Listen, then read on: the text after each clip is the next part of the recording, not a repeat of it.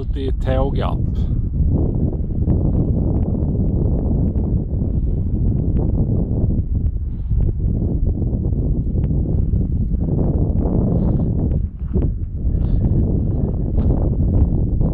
Grunden har en diameter på 4 meter, uppskattar jag den till.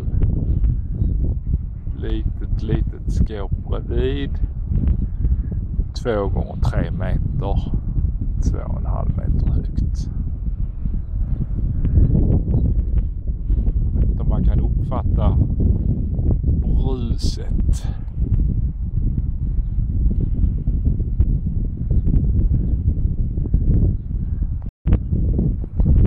Vi ska jämföra detta vindkraftverket här. Det är den närmast stora vägen i, vad är det nu va?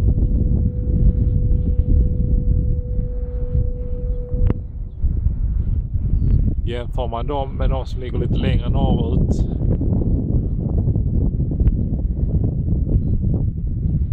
så är det en oerhörd skillnad i fart just när det gäller den här vindriktningen, som i princip är rakt östlig vind.